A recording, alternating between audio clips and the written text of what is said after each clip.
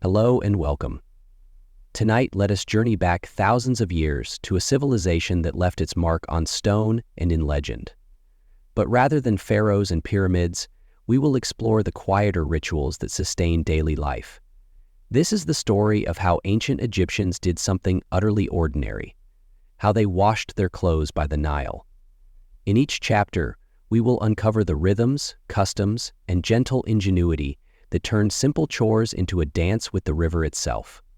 Settle in and let your imagination drift to the banks of the Nile, where linen fluttered in the warm breeze and life unfolded one careful wash at a time. How ancient Egyptians did their laundry by the Nile. Chapter 1.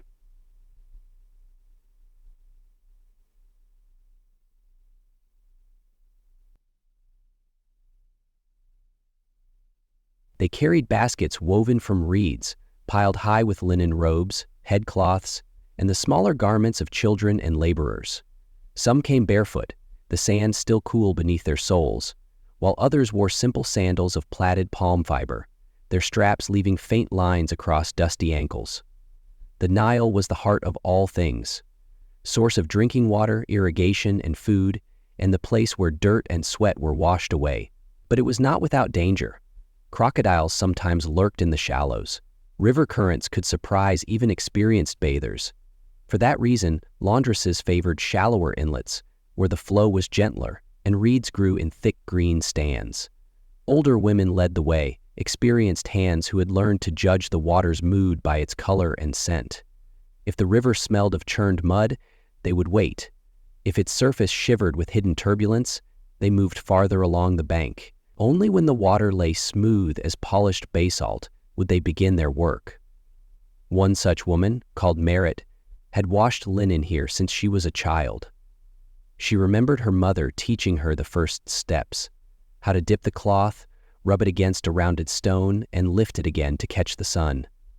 Merit believed there was a rhythm to good washing: 3 strokes with the hand, a pause to rinse, then 3 more. The motion itself felt like a small ritual of renewal. The laundresses worked in quiet harmony. One soaked the linens in jars of natron and water, the mixture pulling oils from the fabric. Another sprinkled fine sand over heavy stains and scrubbed in steady circles with a smooth shard of pottery. Those with stronger arms lifted the cloth and slapped it sharply against flat stones, each strike sending droplets flashing into the morning light. Most of the day, the men pulled birch stalks, spending hours in the sun, with the men tending and bathing, carefully taking time to capture each impact of the morning light. Nearby, children played along the shallows, their laughter mingling with the splash of work. They chased tiny fish, darting among reeds, and shaped small boats of palm bark, setting them afloat in the eddying pools. Some would one day take their mother's place at the water's edge. When a garment was clean, it was rinsed again, sometimes 3 or 4 times, until the water ran clear. Then it was laid across low bushes, or stretched over ropes strung between stakes, hammered into the riverbank. Pale linen shimmered in the sun, drying fast under the desert sky. Merit took care with every piece, inspecting the weave for weak spots, mending small tears with a bone needle carried in her sash. For her, washing was more than a duty. It was a way of showing respect to the family she served. Linen was precious, grown in carefully tended fields, spun by deft fingers, and worn by all classes. To return it clean and intact was an unspoken promise that the household would remain in order. As the morning wore on, the heat thickened. Laundresses wiped sweat from their brows, their arms reddened from the work and the glare. Yet no one complained. This was life along the river, part labor, part communion with the land. By midday, the baskets were empty and the clean cloth rippled like sails in the breeze. The women gathered their things, jars, stones, ropes, and lifted the baskets to their hips. On the way home, they would stop at the small shrine of Taweret, the protective goddess of childbirth and home. There, they left offerings of dates or a wisp of linen, asking for safety and strength to finish the next day's work. When the last woman turned from the water, the Nile flowed on, unchanged and patient, as it always had. It held their labors in its memory, millions of small washings, each one a thread in the long tapestry of Egyptian life. Chapter 2. The linen fields and looms. Before a single garment touched the Nile, linen began its life in the green fields along the river's fertile banks. Here, in narrow plots bordered by canals and low mud walls, rows of flax plants rose in slender stalks, their blue flowers opening to the morning sun. Flax was as vital to Egypt as grain or barley. It clothed the living and the dead alike, wrapping noblemen in fine robes and mummifying pharaohs in thousands of yards of smooth, pale fabric. The best linen was prized not only for its purity, but for the whispering softness it took on after many careful washings. In the season of planting, entire families worked side by side. Men used wooden hoes to break the damp soil, and children scattered seeds in quick, practiced motions. In the season of motion, too, some would work for 10 hours at a time and trained their skills in motion. Women followed with broad leaves, pressing the seeds gently into the earth. The Nile's annual flooding left a thin layer of silt, rich in minerals that made the flax grow tall and straight. When the plants reached maturity, the fields turned a soft golden color. The harvest began at dawn. Workers uprooted each stalk by hand. No sickles, for cutting might shorten the fibers. The bundles were stacked in rows to dry under the open sky, then soaked in shallow pools to loosen the outer husks. This steeping process, called retting, left the air pungent with the scent of damp plant matter. Once the husks softened, women stripped them away to reveal the fine inner fibers. These were combed with wooden brushes, teased and cleaned until they lay smooth and ready to spin. In the villages near Thebes, spinning was a shared labor, often done in doorways or courtyards, where breezes could reach. This is a quote from the book Legend Spin, where women could peacefully feel the ground around them and were able to interact with life in a safety and comfort. A spindle, simple and elegant, was the tool of choice. Women rolled the fibers against their thighs, twisting them into threads of different weights. The most delicate was reserved for temple cloths and burial shrouds.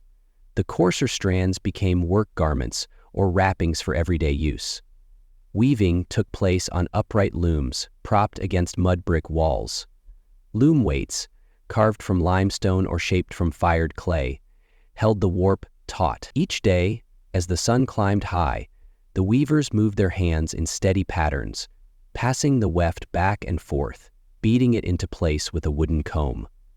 Hours slipped by in a quiet rhythm, punctuated only by voices trading stories or songs rising above the hum of insects.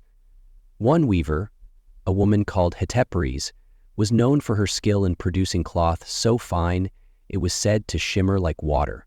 She trained her daughters at her side, showing them how to watch for irregularities in the weave, how to adjust tension with a flick of the wrist. To her, weaving was not merely craft but inheritance, a knowledge passed down from mother to daughter for generations. When a bolt of linen was finally complete, it was folded with care and set aside for dyeing or bleaching. Some households preferred the cloth left in its natural pale hue, believing its purity suited offerings to the gods. Others commissioned subtle dyes, ochre, madder, or the softest blue made from crushed woad, applied in shallow vats and left to dry in the fierce afternoon sun. The finished linen was bundled and tied with strips of reed. It might travel to distant markets by barge or remain in the household that raised it from seed to cloth. For the laundresses of Thebes, every length of fabric carried a story, of fields and hands, water and sunlight. To clean it was to honor each stage of its making. So when Merit and the others carried their baskets down to the river, they did so with respect. They knew that behind every robe lay months of tending and skill, and that their own labor was the final link in a long, unbroken chain. By sunset, the flax fields stood empty again, waiting for the next season's flood. The looms fell silent, the combs laid aside. But in every home, folded linen waited in baskets, ready to return to the river whenever dust and toil made washing necessary once more. There were clay jars for mixing cleansing solutions, one for natron dissolved in river water, another for vinegar steeped with herbs. Beside them lay rounded scrubbing stones, smooth from generations of use, and a narrow-bladed tool made from polished bone, used to pick stubborn debris from cloth without tearing the weave. A small wooden box held lumps of soft soap made from animal fat and ash, reserved for the finest garments. These tools were sold as summer goodies, an antique camera equivalent to those found today. It stood at the foot of the bed, a nozzle and a hold for the finest garments, and a few of the smaller garments, made from old tin, metal screens. Though soap was dear, some wealthy households insisted on its use to preserve the delicate sheen of their linen. For the everyday washing of work tunics and headcloths, sand and natron were more than sufficient. There was also the indispensable paddle, a flat board of tamarisk wood, worn to a satiny finish. It fit comfortably in the hand and served to beat the wet fabric against stones or to press water from folds before drying. Every laundress had her own shape to her grip over the years. Children learning the trade were given smaller versions of each tool. Under the watchful eye of their mothers, they practiced sprinkling sand, rubbing cloth in gentle circles, and rinsing with steady hands. Each movement was corrected and repeated until it became second nature. When the time came to transport all this to the river, the women packed carefully. Clay jars were sealed with wet cloth to prevent spillage. Stones were wrapped in scrapped linen to keep them from chipping the pottery. The paddles were slipped into the sides of the baskets, their weight balancing the load.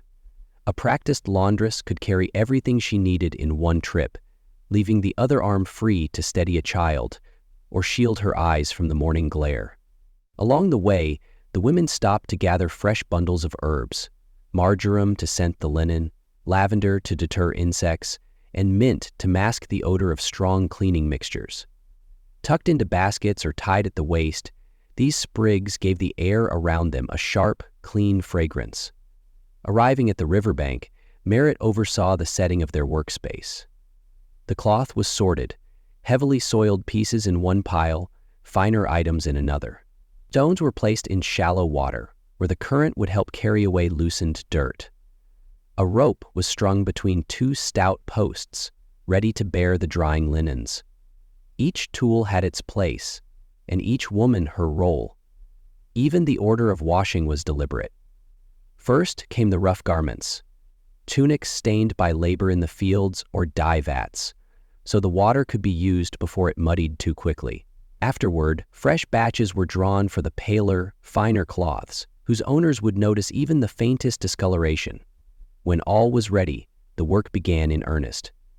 Arms rose and fell in practiced rhythm, paddles striking wet fabric with a hollow slap.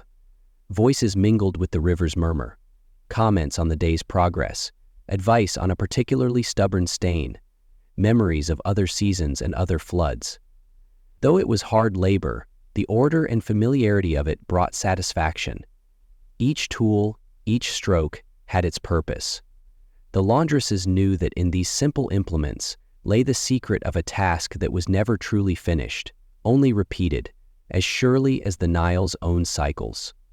And when the last cloth was laid to dry, the paddles wiped clean and the jars emptied, Merritt would look over the quiet scene with the quiet pride of a woman whose tools had served her well. In a world of monuments and pharaohs, she found her dignity in the small, enduring rituals that kept life clean and whole. Chapter 4. The riverbank at first light.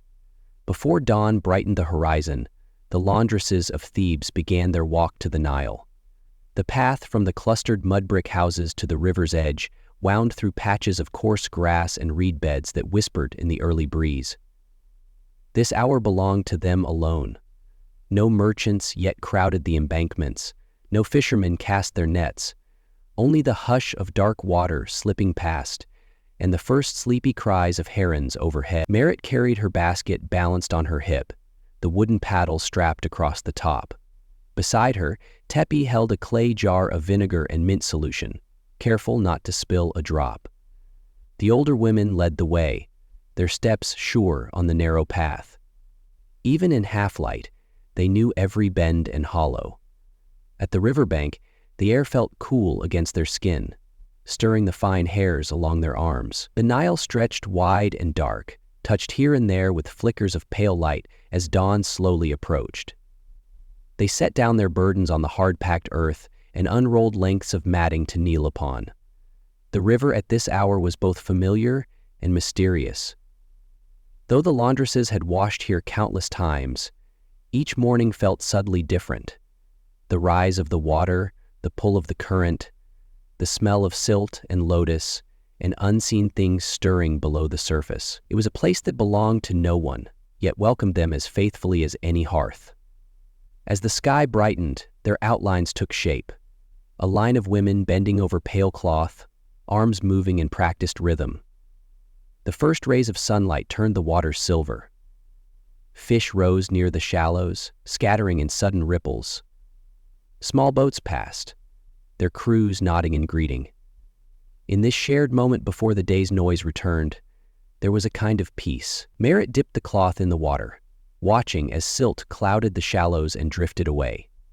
She rubbed it against the rounded stone, her fingers following the weave by touch alone. Beside her, Tepi laid out a line of linen to be soaked with vinegar and pounded clean. They worked without hurry, the routine as natural as breath. Gradually, the sounds of the city began to filter down the slope. Shouts of donkey drivers, calls from market women, the thud of millstones turning grain.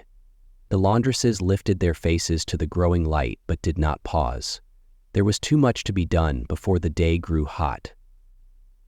When the first batch of linen was washed and rinsed, they lifted it in dripping armfuls to the ropes strung between posts. The fabric hung like pale banners, edges stirring in the breeze. Drops fell to the earth, making small dark spots that would dry as quickly as they appeared. Extra sash folded in the bow packed the dryer with items for drying in the sun, and pasted the laundress's linen, packed the dryer with items for drying in the sun, and packed the dryer with items for drying in the sun.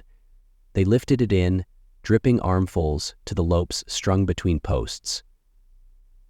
The laundresses lifted, they stitched the laundress, then freshly folded it and packed it. They stitched the laundress, then freshly folded it and packed it. They set the dryers running, then pulled the clean smell of damp cloth and herbs began to rise, mixing with the sweetness of the river. Children came to watch, carrying baskets or bundles for their mothers. Some played in the reeds, collecting snail shells or smooth stones. From time to time, the women would pause to answer a question or tie a loose headscarf. Then they returned to their work with steady hands. As the sun climbed higher, shadows shortened. The rhythm of washing grew faster, splashing, scrubbing, the hollow strike of paddles on wet linen. Each gesture seemed to echo the river's own patient movement, as if the women and the current shared a single purpose. By mid-morning, most of the cloth hung drying in long white rows. The laundresses rested on their mats, sipping water and massaging the ache from their arms. Around them, the Nile gleamed bright under the clear sky, carrying away the dust and sweat of another day's labor. Though the city behind them would never stop moving, here on the riverbank time felt gentler. The Nile had watched countless generations come to wash their linen, and it would watch countless more.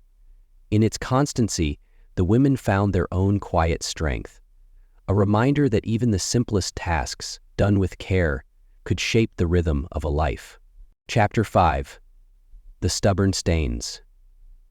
Not every mark could be coaxed from linen with water alone. As the laundresses knew too well, the Nile was patient but not miraculous. Some stains clung as stubbornly as memory itself. Smears of oil from lamps, streaks of ochre from potters' hands, the dark rust of old blood. Each had its own story, and each required its own remedy.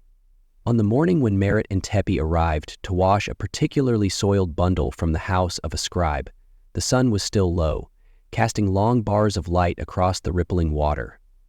The scribe's wife had sent instructions. The tunics were to be returned as white as new woven cloth. A tall order, Merritt thought, but she did not say so aloud. She began by unfolding each garment, examining the weave for hidden tears. Along the hem of a linen robe, she found the blotched brown stain of spilled ink. Elsewhere, near the neckline, faint marks of sweat had darkened the fibers. She laid the robe aside and reached for her jar of natron solution. In the brightening light, she prepared her mixtures with practiced hands. For the ink, she would need vinegar and crushed chalk. For the sweat stains, a paste of natron and a handful of damp sand. Each was mixed in a shallow clay bowl, stirred until it reached the right consistency, a texture she judged by touch more than sight. Tepi watched closely, learning as she always did. Though her own hands were smaller and less sure, she copied every movement, feeling her way toward the skill that Merritt had acquired over decades. They began with the ink. Using a smooth bone tool, Merritt dabbed the vinegar chalk paste onto the brown blotch, pressing it gently into the weave.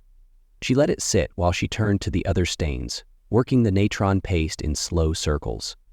The linen took on a pale, mottled look as the cleaning agent spread across it. When enough time had passed, she dipped the garment in the river, swishing it through the current until the water frothed. The ink stain had already lightened to a dull tan. Another treatment, she judged, would nearly remove it.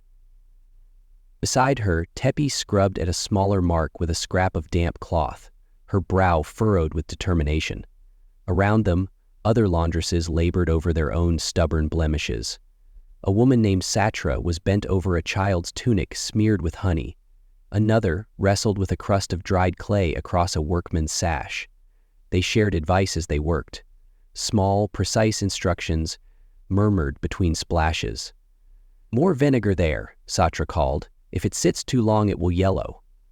No one expected perfection. Even the wealthiest households accepted that a life of labor left traces behind. But each woman took pride in doing what could be done. It was a matter of reputation and a testament to their craft. As the morning wore on, the stains began to yield. One by one, the blotches faded, replaced by the pale luster of clean linen. The ink, though faintly visible, had lost its angry darkness. The sweat marks washed away entirely. When the cloth was lifted into the sun, it glowed almost white, damp threads catching the light like fine mesh. Merritt rinsed her hands in the Nile and looked over the line of garments now drying in the breeze.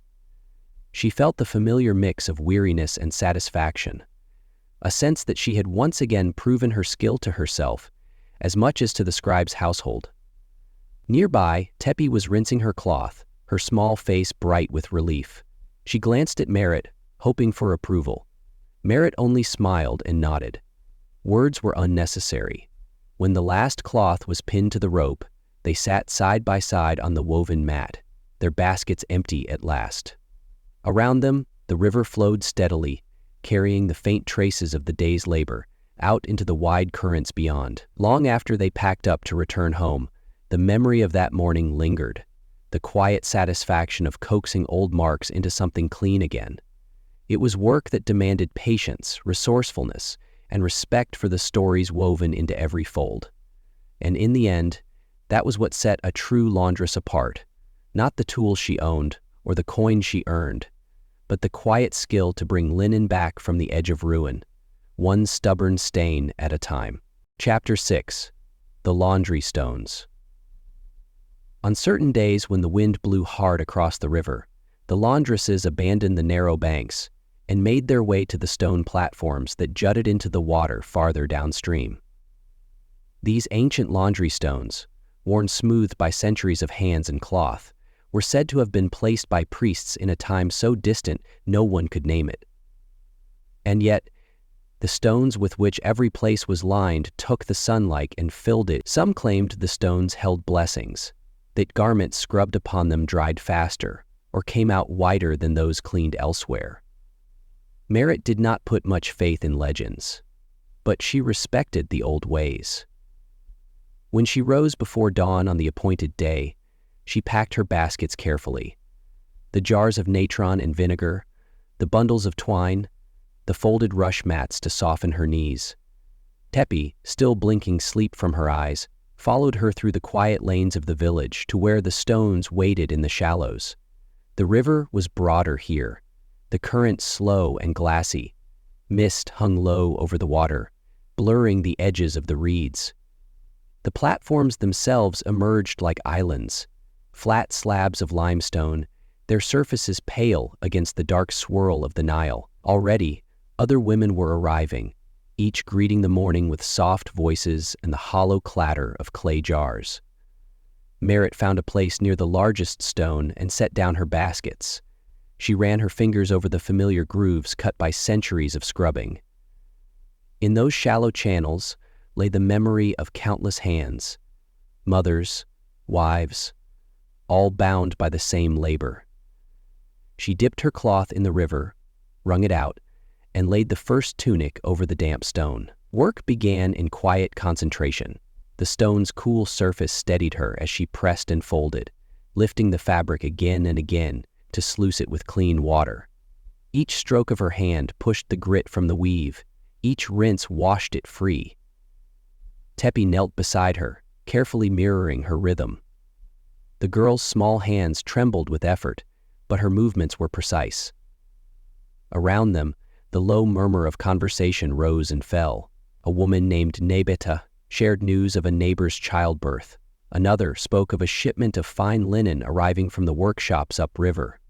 Yet always, the talk returned to the river itself, to the way it seemed to breathe beneath them, a living presence no less essential than the air. As the sun lifted higher, the stones warmed under their palms. The mist evaporated, revealing the far bank where fishermen worked their nets. Small boats drifted by, the rowers glancing at the line of laundresses with mild curiosity.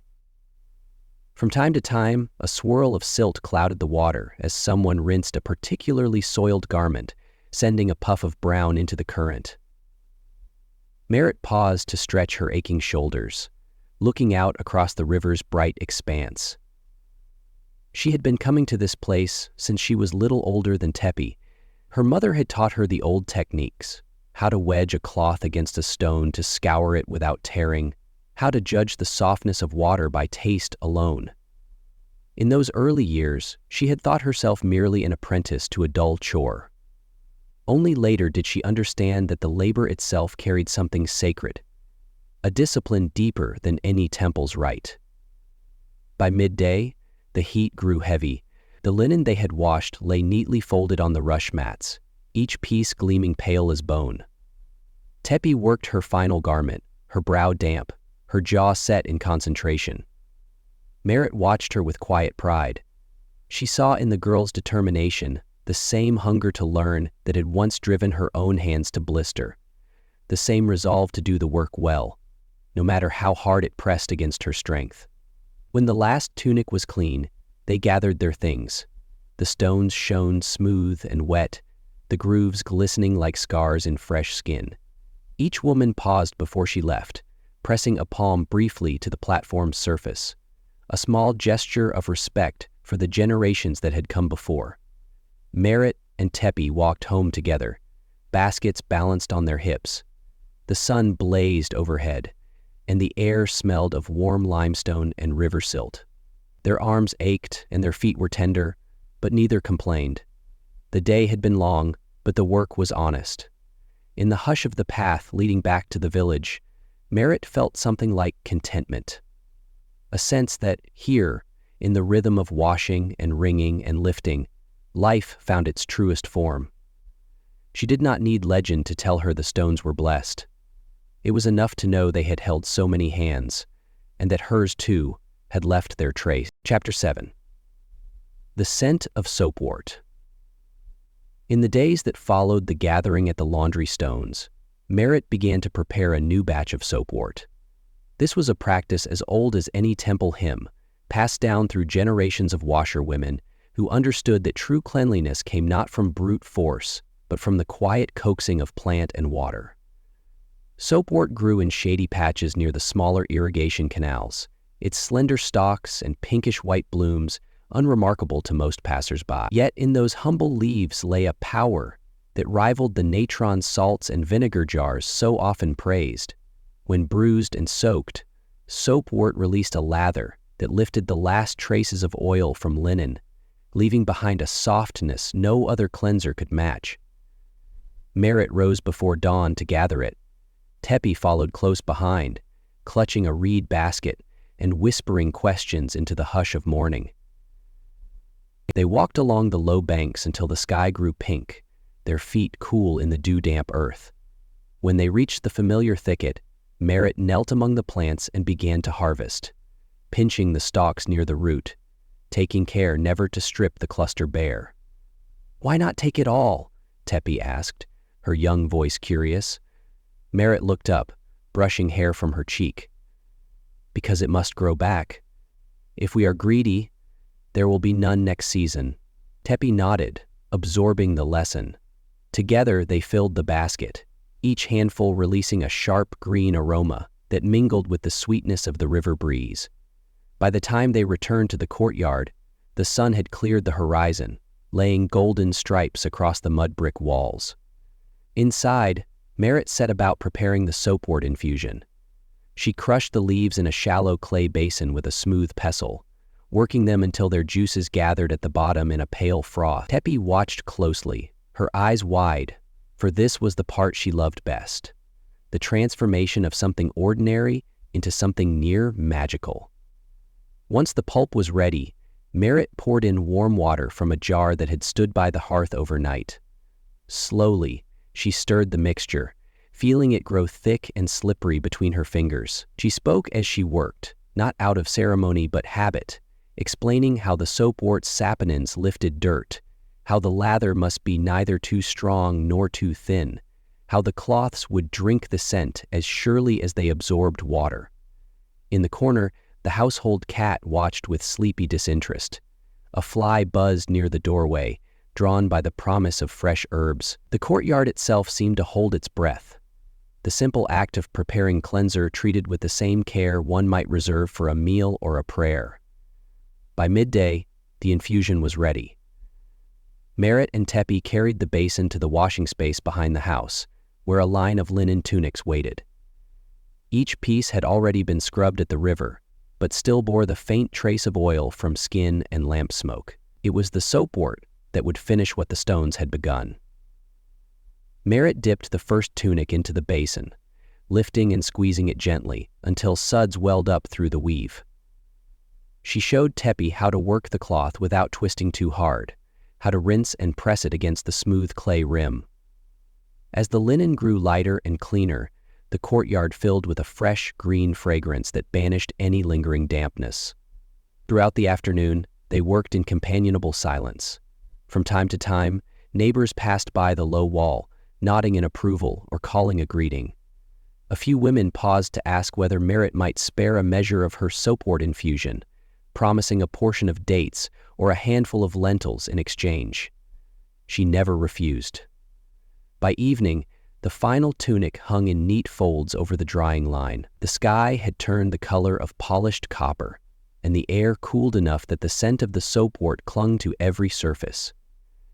Teppy, tired but proud, traced the damp hem of one tunic with her fingertip. "Will it stay soft when it dries?" she asked. Merritt smiled, resting a hand on the girl's shoulder. "It will, and when your children wear it someday, they will know you learned to care for cloth the way our mothers taught us." As night settled over the courtyard, the last of the day's heat ebbed from the walls. The clean linen moved gently in the breeze, whispering of all the hands that had tended it. Hands that honored work, not for its glory, but for its quiet necessity. In that small space by the Nile, Merritt felt again the unspoken bond that linked every washerwoman to the ones who came before and the ones who would come after. She gathered the empty basin and the scraps of crushed stalks. Tomorrow would bring new garments, new stains, new tasks. But tonight, the air was sweet with soapwort, and she knew that was enough. Neferet arrived at the courtyard gate just after dawn, her cloak the soft gray of dove feathers. In her hands, she carried a bundle wrapped in linen finer than anything Merritt herself owned. She paused at the threshold, her eyes taking in the lines of tunics drying in the sun, the smooth basin by the wall, the child's sandals left neatly by the door. "Merit," she called, her voice low and warm. "I've come with something you must see." Merit set aside the clay jar she was scrubbing and wiped her palms on her skirt. It had been years since Neferet had brought her work so far from the northern streets. Curiosity and a trace of old affection drew her forward. They embraced briefly, the way women did who had shared both joy and hardship. Then Neferet laid her bundle across the nearest stool and folded back the cloth. Inside lay a robe the color of pale river reeds, embroidered at the hem and sleeves with a delicate pattern of lotus blossoms and tiny fish. Merit caught her breath. "This must have taken you the better part of a year." "Longer," Neferet admitted, her eyes crinkling at the corners. It was promised to the daughter of a scribe, and her marriage draws near. She asks that it be not only beautiful, but clean beyond question.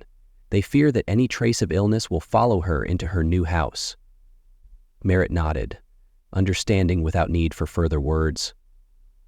It was not only dirt or oil that people wished removed from their garments. It was misfortune itself. Bad dreams and the memory of sickness, all rinsed away beneath the sky. She lifted the edge of the robe between her fingers. The embroidery was so fine that even the tiniest lotus had been shaped with a single loop of dyed thread. It would not tolerate rough washing or harsh lye. Only the most careful cleansing would preserve its colors and softness. "I can do it," Merit said, "but it will take time." "I know," Neferet replied. "I will wait." Together they carried the robe into the back room, where the light fell softest in the late morning. Merit spread it across a fresh mat, examining each seam and folded corner. She fetched the narrow basin reserved for delicate clothes and filled it with water warmed by the hearth. Into this she stirred a measure of crushed soapwort, no more than a handful. As the infusion turned faintly green, she breathed a silent promise to be as gentle as a mother with her newborn child. Neferet watched from a distance, her hands clasped at her waist. When the two returned, Neferet watched from a distance, her hands clasped at her waist. She did not offer suggestions. She knew better. A washerwoman's art was as precise as her own. Each movement mattered. The lifting of the cloth, the squeezing without twisting, the slow rinse in fresh water. All morning Merit worked. The courtyard fell quiet except for the low sound of water against clay and the occasional song of a bird in the fig tree. When the robe was clean, she laid it across a padded reed rack to dry flat, so the embroidery would not stretch. "Will you stay to share bread?" Merit asked. Merit hesitated, then nodded. "It has been too long since I sat at your table." They ate together in the shade, tearing flatbread and dipping it in a small bowl of figs mashed with honey. Tepi returned from the river with a bundle of damp cloths and paused, wide-eyed at the sight of Neferet's robe drying in the courtyard. "Did you make that?" she whispered. "I did," Neferet answered with a smile, "but it will be Merit's hands that give it back its true grace." The girl studied the robe with reverence. Perhaps she was imagining the life it would accompany, the wedding, the home, the children yet to come. Perhaps she simply admired the skill. Whatever her thoughts, she turned back to the women with a look of wonder that felt like blessing. By dusk, the robe had dried to a softness that seemed almost unreal. Merit brushed her palm over the embroidery to be sure the threads lay smooth. She folded it layer by layer, wrapping it once more in the fine linen cloth. When she placed it in Neferet's arms, neither woman needed to say what they both felt, that this was more than trade or duty. It was the preservation of hope itself. Neferet embraced her once more. "May your hands never lose their patience. May your needle never lose its sharpness," Merit replied, and with that the embroiderer departed, her bundle cradled as one might carry an offering to the gods. Long after the courtyard had grown dark, Merit sat by the empty basin, thinking of all the lives that passed through her care. Fishermen, potters, scribes' daughters, and how, in her quiet work, she touched them all. Not with loud declarations or costly gifts, but with the simple promise that what was soiled could be made clean again. Chapter 9. The Scent of Soapwort and Memory. The mornings after Neferet's visit unfolded with a hush that felt almost ceremonial. Even the river seemed to slip past the quay without its usual chatter of ripples. Merit rose before dawn, moving through the courtyard in the cool gray light, her hands brushing each jar and folded cloth in silent inventory. She had always believed that the day's first moments shaped all the hours that followed, and she took care to make them deliberate.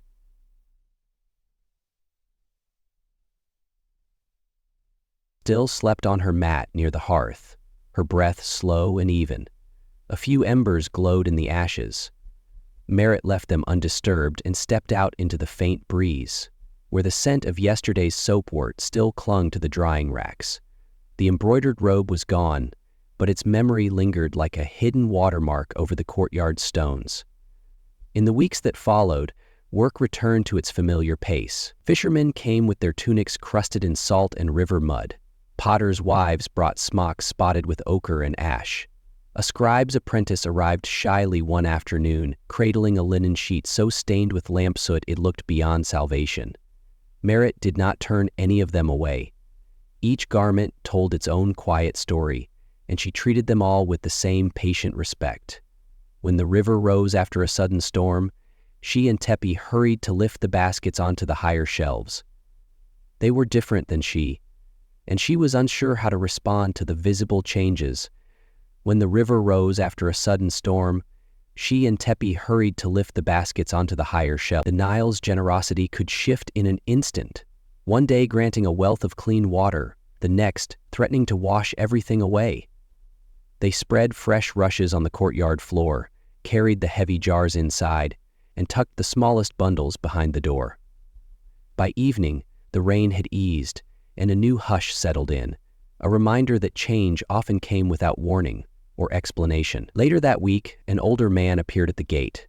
Petu, the reed weaver who had lost his wife to fever 2 summers before. His hair was thinner than she remembered, and the lines around his mouth seemed deeper, but his hands were still steady as he lifted the lid of the reed basket he carried. "I have brought something," he said quietly. It was hers. Inside lay a folded linen tunic, simple but finely woven, its hem embroidered with a pattern of tiny spirals. He pulled it from its hiding place and held it out to Petu, who faithfully woven it into the tattered dress. He faded into the background, and all she heard was the hum of the linen tunic, simple but finely woven, its hem embroidered with a pattern of tiny spirals. A pendant fastened to the pattern was a piece of gold with a tiny spiral. A pendant fastened to the pattern was a piece of gold with a tiny spiral. The cloth was yellowed with age. He set the basket down and straightened, as though the burden had been heavier than he would admit. "She wore it on the day we married," he said. "I have kept it in the chest all these years, but I cannot look at it without remembering too much." Merit felt the air in her chest catch for a moment. "Would you like it cleaned?" "Yes," he whispered. "I think it is time." She nodded and motioned him to sit on the low bench near the doorway. For a while, neither spoke. She brought him a cup of cool water, and he drank in slow sips, his gaze fixed on the courtyard, as if he were seeing not the present, but some echo of the past. When he rose to leave, he placed his hand on the basket one last time, then stepped out into the heat. His shoulders bowed, but lighter. That evening, Merit unfolded the tunic in the lamplight. She laid it carefully on the rush mat, smoothing each crease with the flat of her palm. It smelled of cedar and old grief, a mingling so intimate she felt she ought to ask forgiveness for disturbing it. She lit a small dish of incense, frankincense, for cleansing, and set it near the basin. Then, with water warmed by the last coals of the hearth, she began to wash the fabric, inch by careful inch. She laid it carefully on the floor and set it straight on it, offering comfort to its unwilling owner. She began to wash the frame all day, but not for long. Then she put it back on the floor and bent to pour warmed water over the white paint, pressing the cream tongues to warm it in the scent. Then she put it back on the floor. The soapwort lathered softly under her hands, and she worked as if time itself had slowed to match her movements. In that quiet hour, she thought of all the women who had stood here before her, her mother, her grandmother, and others whose names were no longer spoken. She felt their presence in the rhythm of her work, the same rhythm passed down like a hidden song. When at last the tunic was clean, she laid it across the drying rack in the farthest corner, where the air was warm but never harsh. It would dry slowly, without losing its softness. The embroidery, faint though it was, gleamed in the lamplight. She sat on the threshold and watched it until her eyes grew heavy. In the morning, she rose early to check it. The cloth was almost dry. Its pale color returned. She folded it in clean linen and placed it in the reed basket, then covered it with another cloth to keep the dust away. As she did, she felt a hush settle over her again. Something too gentle to be called sorrow, too full to be mere memory. When Petu returned at noon, she handed the basket to him with both hands. For a moment, neither of them spoke. Then he lifted the lid, touched the folded tunic, and drew in a slow breath. "It looks as it did when she first wore it," he said, his voice rough with feeling. Merit only inclined her head. Some gifts were too simple to require words. He pressed a small jar of honey into her palm, a gesture of thanks, and left with the basket cradled in his arms. She watched him disappear down the lane, the basket rocking gently against his side, and felt something ease inside her. Perhaps that was the true work of washing, not just the removal of dirt, but the patient tending of what remained. Memory, love, the hope that nothing precious need be lost forever. By sunset, the courtyard had returned to its usual quiet, but to Merit it felt as if the air itself was threaded through with all the lives she had touched. She lit the hearth, swept the floor, and laid her hands flat against the smooth threshold stone. The work was never finished, and that, she knew, was its own kind of blessing. Chapter 10. The Keeper of the Soapwort. Upstream from the bustling riverbank, where the washerwomen bent to their task, there was a quieter stretch of the Nile. The reeds grew taller here, and the silt was thicker, darker, full of secrets that only the most patient hands could coax to life. This is where old Tayyanut lived. In a narrow house built of clay bricks, its walls whitewashed with crushed limestone, its windows covered with reed mats that clattered softly in the breeze. At night, in her house, the woman cooked dinner. Her husband went to work, guarded by a chaos. No one could remember when Tayyanut had first appeared along the banks, only that she had always been there. Some said she had once been a priestess of the temple of Khnum. Others whispered that she had studied with perfumers in the Fayum. But whatever her past, in the present she was known for one thing alone. She was the keeper of the soapwort.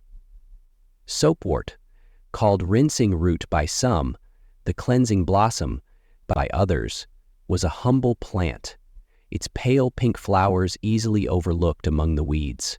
But Tayyanut cultivated it carefully, growing it in clay pots and sunken beds along the shaded side of her home. She knew when to harvest its roots for their foaming sap, when the leaves were best for softening fabric, and when the flowers, steeped in warm water, released their faint scent like a promise. Most of the women along the river used natron, the salty compound collected from desert deposits. Natron was powerful. It stripped oils and sweat from the skin and stiffened garments to a bright, pale finish. But it could be harsh, too. For temple cloth, for infant swaddles, for anything that touched a fevered brow, the washerwomen came to Tayyanut. They arrived with offering tokens, bundles of dried fish, a sprig of papyrus, a small clay figure.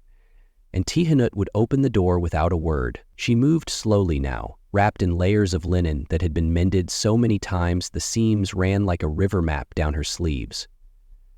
Her hands were spotted, her fingers bent, but her eyes were clear and sharp. Inside her home, the air smelled of river mud and crushed herbs.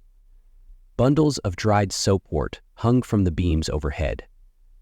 Shallow dishes lined the shelves, filled with powders and pastes, each labeled in her spidery script. A large basin stood in one corner, carved from a single block of limestone, its surface smoothed from decades of use. When Nibet came to her with a wrapped bundle of ceremonial cloth, Tehanut did not ask why.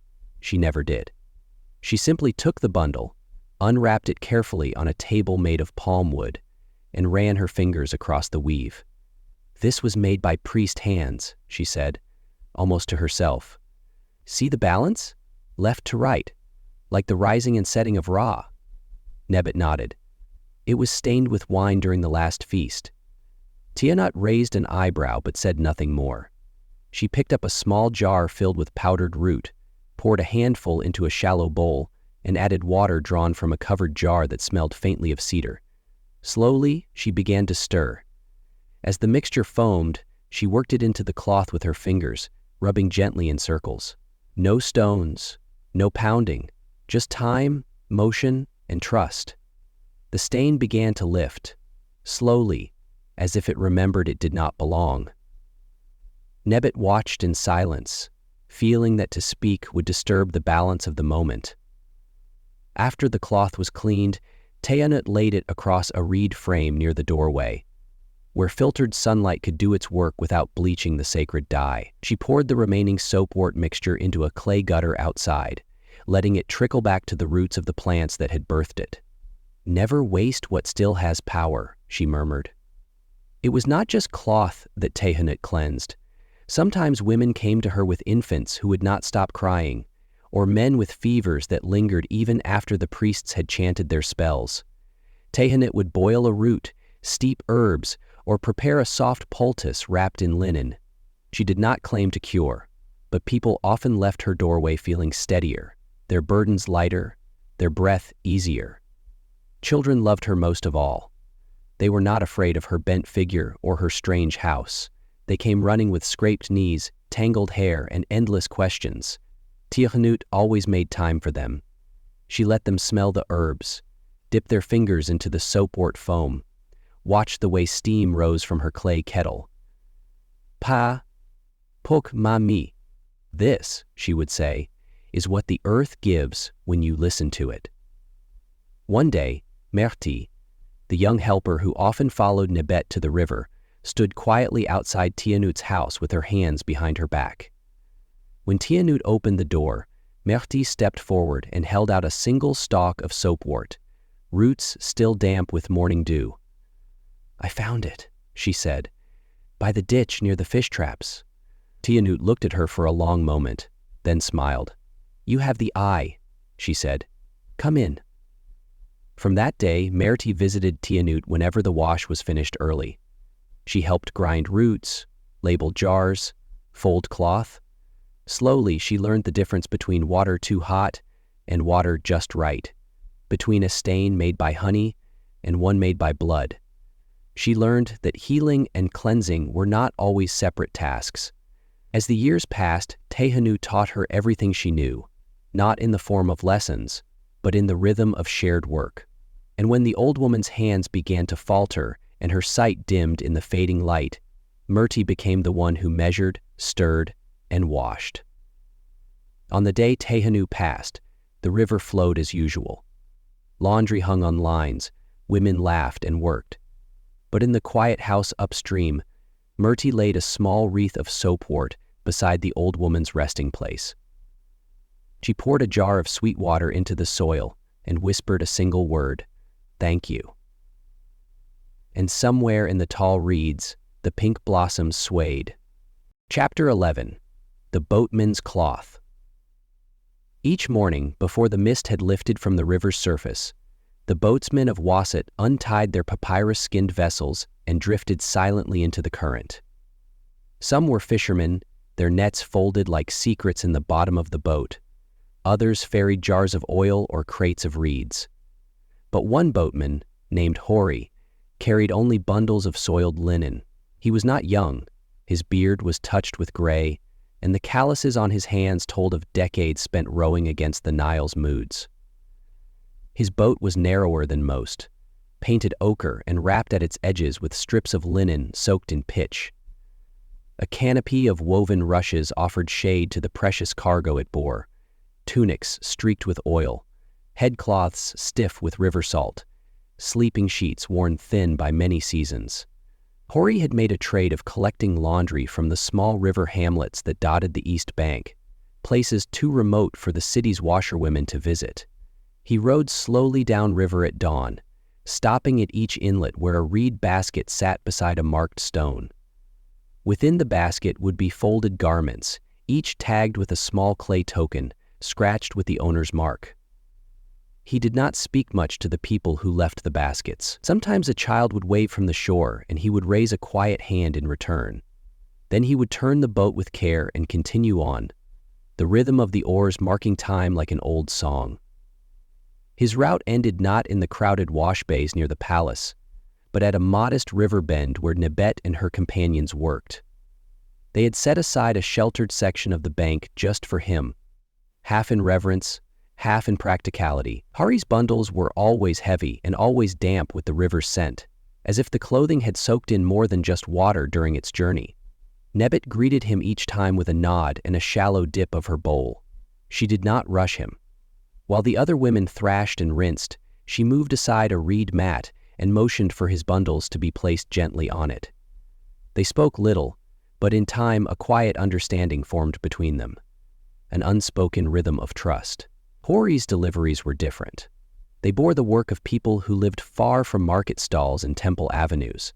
There were reed pickers' sleeves torn by thorns, woven belts stained with river clay, infant swaddles crusted with goat's milk, and occasionally, folded within a plain wrapping of rush, a linen shroud marked with palm ash, meant not for the living, but the dead.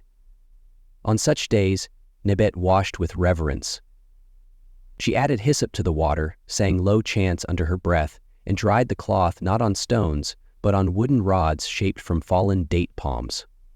Hori would remain by the boat, head bowed, until she returned the cleaned shroud, folded neatly, scented faintly with sweetgrass. But one day, Hori arrived not with bundles, but with a single cloth in his hands. He stepped from his boat more slowly than usual, his knees stiff. Nebet, startled by the change, rose to meet him. He unfolded the cloth in silence. It was a head wrap, worn soft and thin from years of use. Along one edge, a row of careful stitches held together a tear. The fabric was stained, not with dirt, but with something deeper, like shadow pressed into thread. Nebet recognized the cloth. She had mended it seasons ago, when Hori had slipped on wet stones and gashed his brow. She had stitched the wound, then stitched the cloth. He had worn it ever since. He held it out to her now without a word.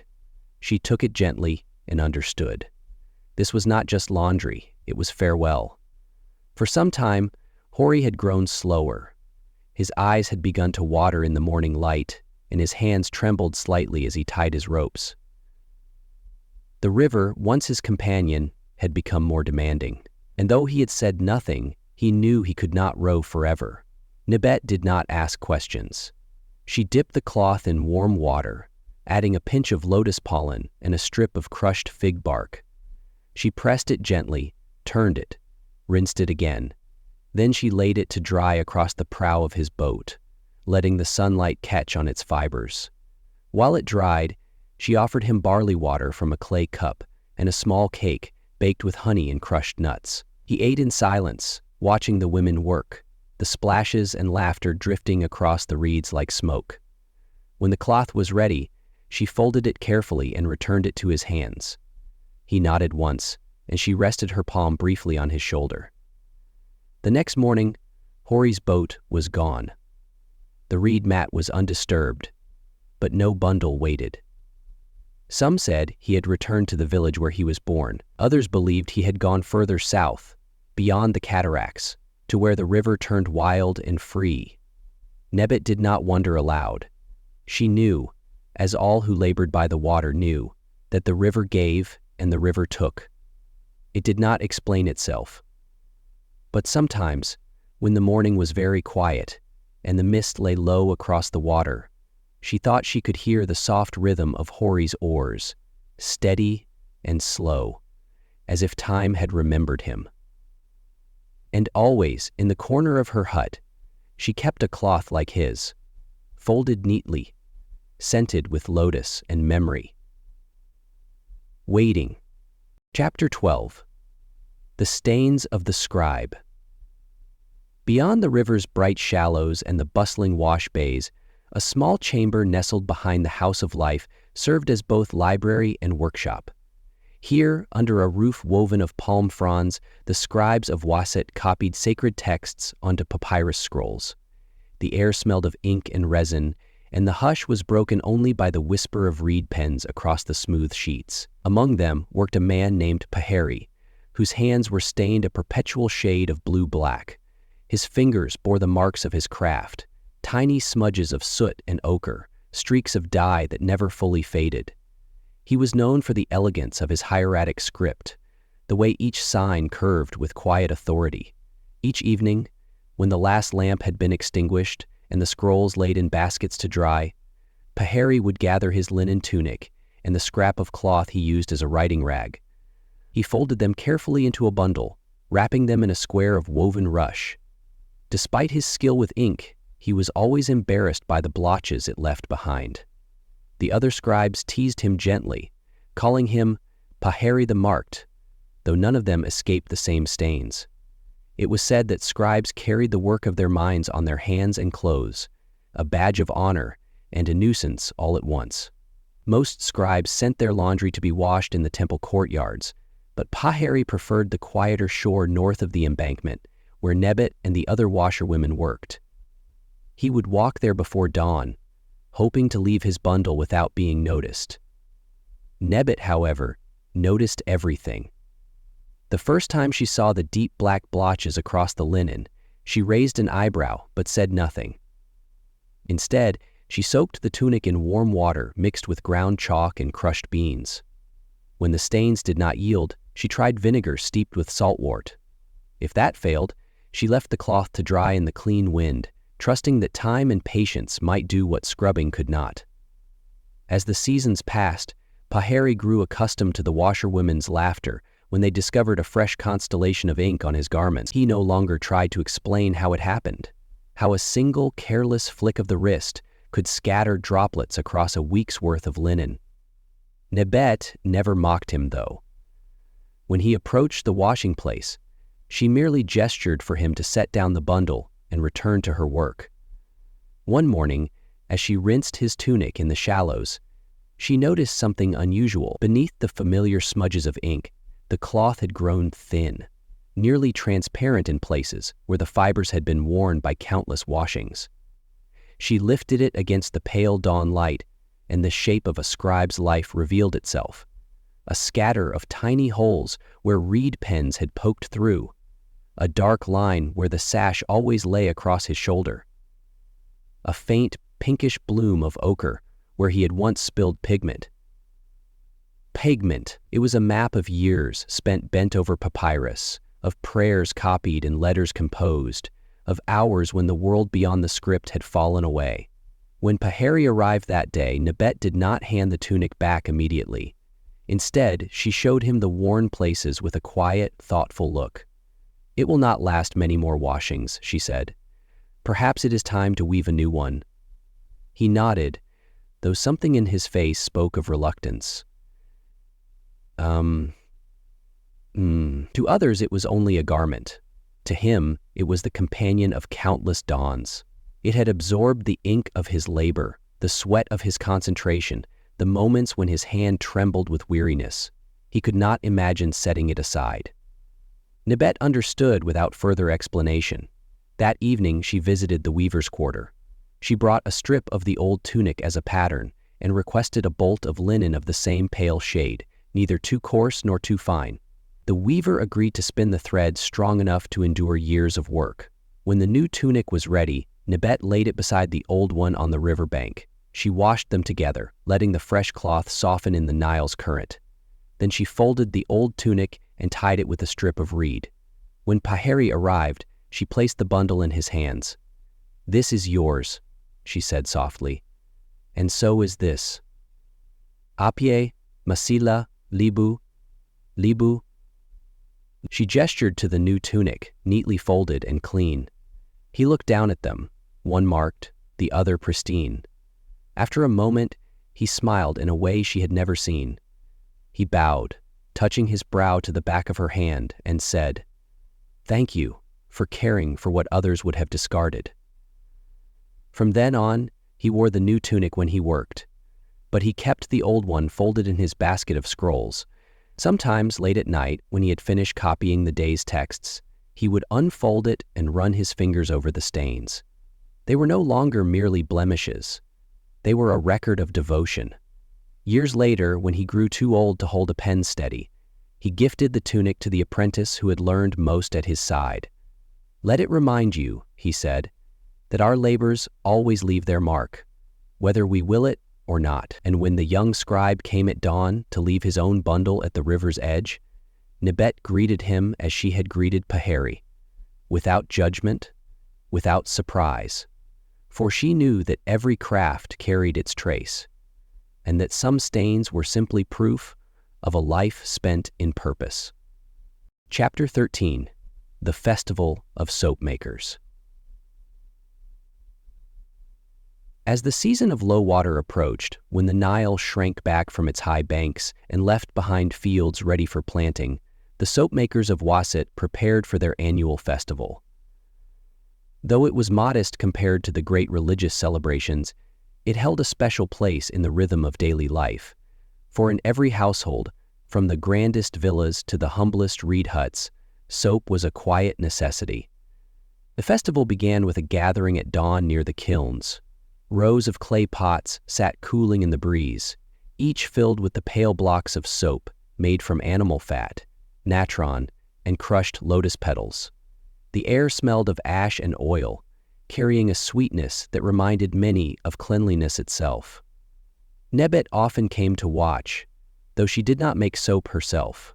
She respected the skill it took to blend the ingredients in just the right proportion, to heat the mixture until it thickened and could be poured into molds, to cure it for days in the shade so it would harden without cracking. Soap making was part science, part devotion. Those who practiced it claimed that every household soap bore the mark of the maker's hand. As the first rays of light gilded the rooftops, the master soap maker, a woman named Tamari, stood to address the small crowd. Makers of evening barely a half-century ago would have classed Ella's mark in the catalog. Now, Tamari Patty Patterson, she stood to address the small crowd. She was tall and broad-shouldered, with a voice that could carry over the sound of birds calling along the river. In her youth, she had learned the craft from her grandmother, who had learned it from hers. Now, she passed the knowledge to apprentices who gathered around her in a semicircle, their hands stained with pale residue. Tamari began with a simple invocation to Hecate, the goddess who watched over household well-being. Then she lifted the first block of soap from its mold and held it aloft. The gathered washerwomen and housewives clapped, for this moment marked the official start of the season, when fresh supplies would be traded, stored, and given as gifts. After the blessing, the buyers stepped forward. Each carried a basket woven from palm fiber, lined with linen, to keep the precious blocks clean. Nebet waited her turn, watching the exchange of coins, dried fish, and beads offered in payment. When she reached the front, Tamari greeted her by name. "You will want the mild blend," she said, "for the linens that touch the skin." Nebet nodded. Tamari selected 3 small blocks and wrapped them in a scrap of linen. She tucked in a sprig of sweet rush, a gesture of respect between women who shared a trade in quiet service to others. Nebet placed a handful of barley and a twist of copper wire into Tamari's basket in return. With her bundle secured, she made her way down to the riverbank, where other washerwomen had already begun their day's work. The festival did not pause the labors of laundry. If anything, it gave them fresh purpose. There was honor in being the first to wash a family's linens with the year's new soap. At the water's edge, Nabite unwrapped a single block and ran her thumb along its smooth surface. The scent rose, clean, earthy, edged with the faint sweetness of lotus. She set a basket of damp cloth beside her and began to work. She dipped each garment in the river, laid it across the flat washing stone, and rubbed the soap into the weave with patient circular strokes. White suds frothed between her fingers, swirling into the shallows where small fish darted. A few paces away, a young woman named Merritt, new to the washing place, struggled to lather her own linens. Her hands were unpracticed, her movements timid. Nebbit watched for a moment, then set aside her own work and walked over. She showed Merritt how to press the cloth firmly against the stone, how to draw the soap across it in even lines, how to rinse until the water ran clear. Merritt smiled in relief. "Thank you," she whispered. "I thought I would never learn." Nebbit only shrugged. "No one is born knowing. We all were taught." She returned to her basket, leaving Merritt to try again with steadier hands. By midday, the riverbank shimmered, with rows of clean linen spread across reeds to dry. The breeze lifted the edges, making them flutter like pale banners. Now and then, a child dashed between them, laughing as if the season of labor were also a season of play. As the sun climbed higher, Tamari came down from the kilns to walk among the washerwomen. She carried a small cup of water perfumed with mint, offering sips to those whose throats were dry. When she reached Nebbit, she paused to watch her work. "You wash as if you are smoothing more than cloth," Namari observed, "as if you are washing away everything that clings to a life." Nebbit smiled, her hands never stopping. "Perhaps that is so," Namari nodded, satisfied, and continued down the line. When the day's work was finished, the women gathered their bundles, stacking the damp linens in baskets to be carried home. The air smelled of fresh soap, wet reeds, and the faint trace of smoke drifting from the kilns.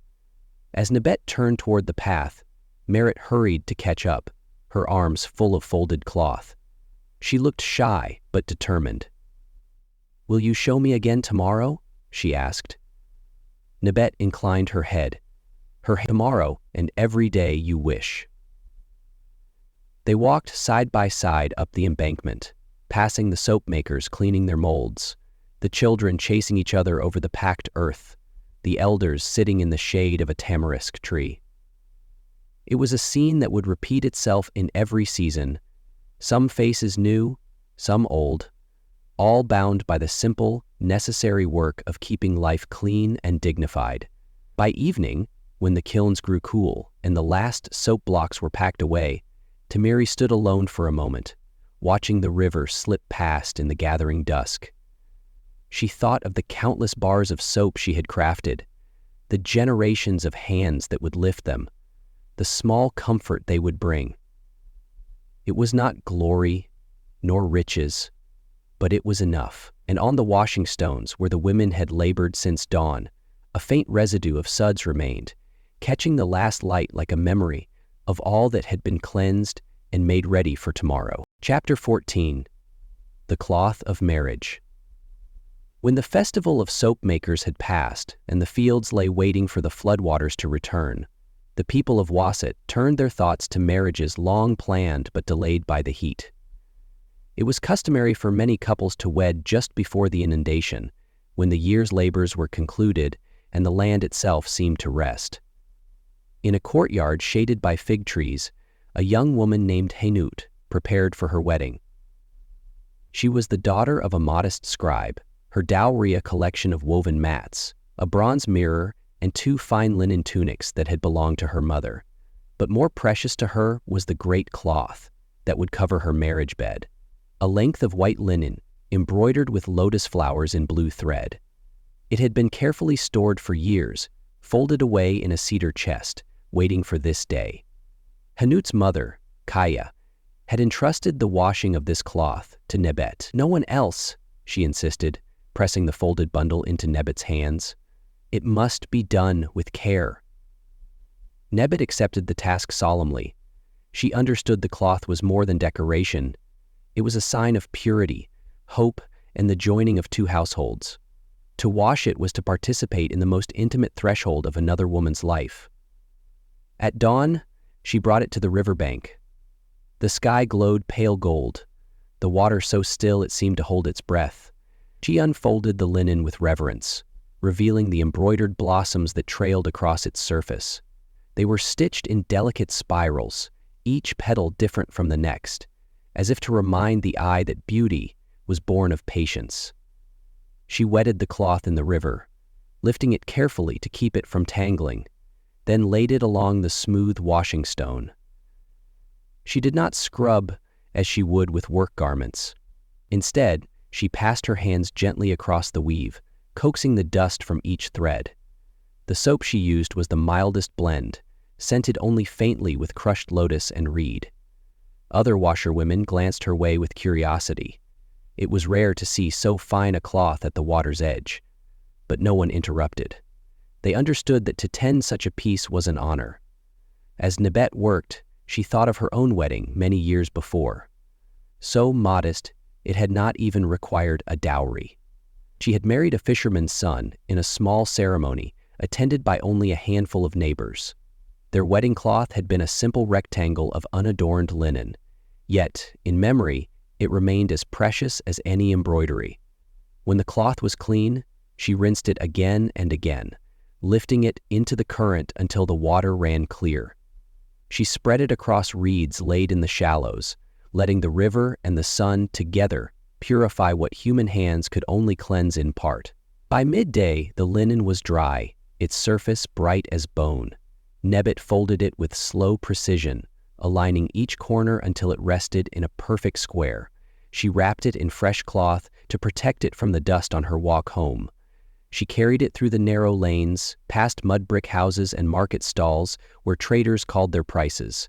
Some greeted her by name, others merely nodded in respect. Everyone recognized the bundle she held and knew she bore a treasure. At Haynut's house, the courtyard was alive with preparations. Relatives and neighbors moved between rooms, laying out platters of dates and figs, filling jars with beer, arranging garlands of papyrus and sweet rush. Kaya came forward, her eyes bright despite the lines of worry that creased her brow. "Is it finished?" she asked. Nibet unwrapped the bundle and turned it so the embroidered blossoms faced the light. For a moment there was silence. Then Kaya reached out, her fingers trembling as they brushed the linen. "Beautiful," she whispered, "as it was the day my mother made it." Hanut appeared in the doorway, her hair newly braided, a simple necklace of glazed beads around her throat. When she saw the cloth, her face softened. "Thank you," she said to Nebet. "I will remember that you washed it." "It is no small thing," Nebet replied. "May it bring you peace." They carried the cloth inside to the room where the marriage bed awaited. The frame was simple wood, the mattress stuffed with clean straw, but when the linen was laid across it, the whole space seemed transformed, brighter, more solemn, as if the cloth carried a blessing beyond words. That afternoon, guests arrived.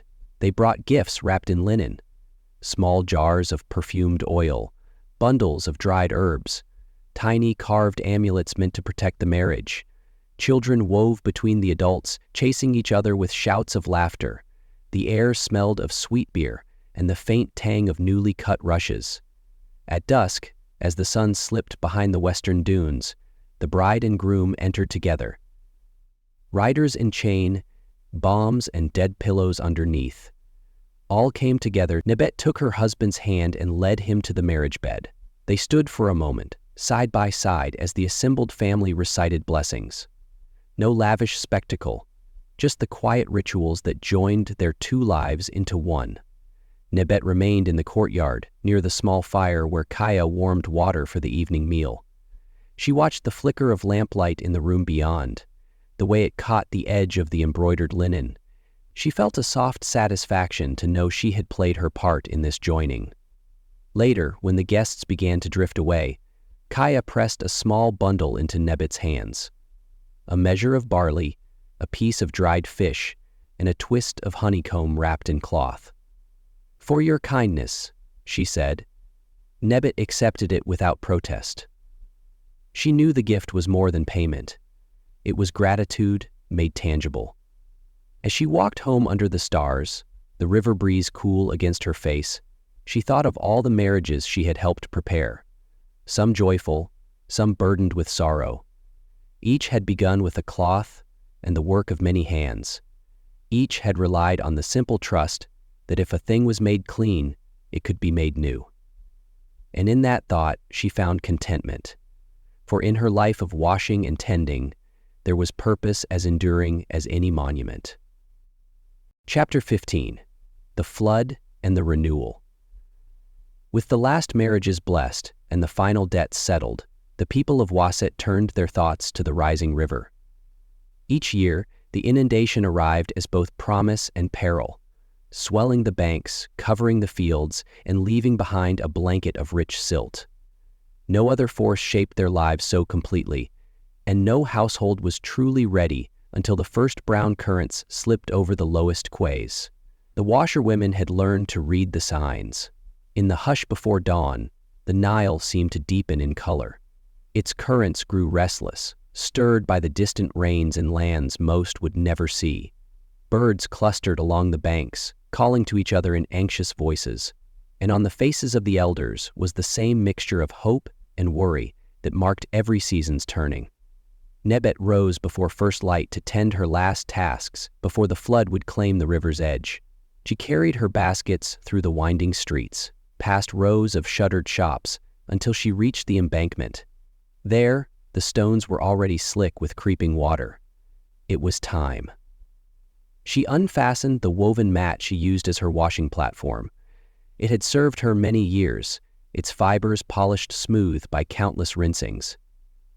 She rolled it carefully and tied it with a length of cord. Some washerwomen left theirs behind each season, to be swallowed by the flood and replaced when the river receded. But Nebet had always believed that respect for one's tools showed respect for the work itself. Nearby, other women moved along the banks, gathering pots and baskets, lifting bundles of rushes onto their shoulders. No one hurried. There was a solemnity to this annual ritual, as if each knew the river deserved acknowledgement before it took back its own. When she turned to leave, Nebet paused to look once more at the place where she had spent so many mornings. The flat stone where she beat the hems of tunics, the reeds where she spread fine linen to dry, the shaded hollow where she had once crouched, rinsing a newborn's first swaddling cloth, while the mother wept in relief. She lifted a hand, though there was no one to see the gesture but the river itself. By midday, the waters had climbed the last steps to the quay. They flowed in soft eddies over the stones, claiming the lower walkways, licking at the mud brick walls. Children ran along the higher ground, pointing and squealing as fish darted through the new shallows. For them, the inundation was a marvel. For their parents, it was life itself. Nebet spent the afternoon in her small courtyard, oiling the handles of her wooden washing paddles and folding the last of her clean cloths. It was a strange interlude. No laundry to fetch, no soap to mix, no baskets to carry. Just the patient waiting, while the river performed its quiet labor. She could almost feel the fields drinking, the soil preparing itself for the season ahead. As evening fell, neighbors gathered on the rooftops to watch the flood spread across the lowlands. Lanterns glowed along the parapets. The air smelled of wet earth and fresh reed sap. Voices rose in murmured greetings. No festival was as universal as this one. No household remained untouched. At the threshold of Nebet's house, a girl appeared, a slender figure clutching a small bundle wrapped in worn linen. It was Tia, the brewer's niece, newly married, her face bright with the shy uncertainty of the very young. "My mother said I should bring this," she said, holding out the bundle. Nebet unfolded the cloth to find a folded sash, stained with yeast and flour. "I was afraid it would be ruined," Nebet smiled. "The river will wash it clean in time. For now, we will set it aside." She placed the sash carefully with the other linens waiting for the flood to pass. "You have done well to keep it safe." Tia looked out over the dark water creeping through the streets. "Will it come into our houses?" "Not if the walls are strong," Nebet replied. "And even if it does, it will go again. That is the way of the Nile. She invited the girl to sit a while. They shared a simple meal, bread with honey, a bowl of dates. Around them, the sounds of the city shifted from excitement to contemplation. A hush settled in, as though every creature along the river was listening for something only the flood could say. In the days that followed, Nebet joined her neighbors to patrol the embankments. They checked the retaining walls, repaired breaches in the reed fences, carried stones to strengthen the weakest places. It was hard work, and wet, and often thankless. But no one considered neglecting it. The Nile gave life, but it demanded respect in return. When the waters reached their highest, the washing places disappeared entirely. The familiar stones and reeds lay hidden beneath a broad expanse of murky brown. Here and there, the tips of rush poles marked the submerged landscape, like memories waiting to resurface. Nebet stood on the embankment each morning to watch the slow turning of the current.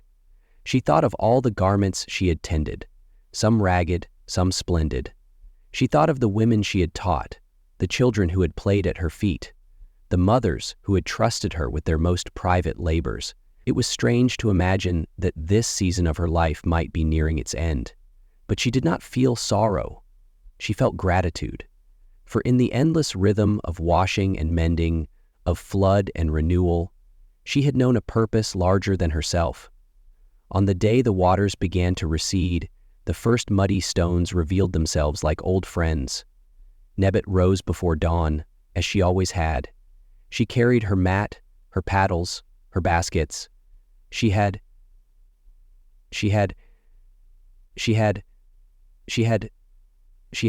so hard and so achy, so unhurt and so achy.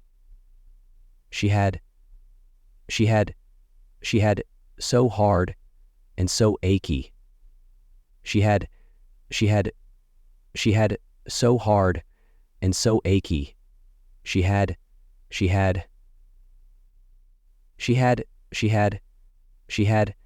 so hard. She descended the steps, feeling the damp on her sandals, and laid her tools in their familiar places. The river had returned the world to her, and she would take up her work once more, as she always had. As the last floodwaters receded, Nebet stood by the Nile's edge, her woven basket resting against her hip. The air smelled clean again, washed free of silt and sorrow. She watched the children splash in the shallows, their laughter carrying across the bright water, and all she could think about was how ugly she looked. The skin on her face was white and pale, as if she were dead. As the last floodwaters receded, Nebet stood by the children splash in the sorrow. She watched the children splash in the shallows, their laughter carrying across the bright water. Soon they too would learn how to scrub linen against the smooth stones, how to coax it clean with natron and patience. For now, she was content to simply breathe. This river had shaped every corner of her life, the mornings of work, the afternoons of quiet pride, the seasons of loss and renewal. Some might say laundry was a small labor, unworthy of songs or monuments. But Nebet knew better. In every cloth returned pure and sweet-smelling, she felt the quiet triumph of care. When the wind picked up, she turned for home, her basket lighter than it had ever felt. Behind her, the Nile flowed on, endless, unhurried, carrying all things forward in its ancient embrace.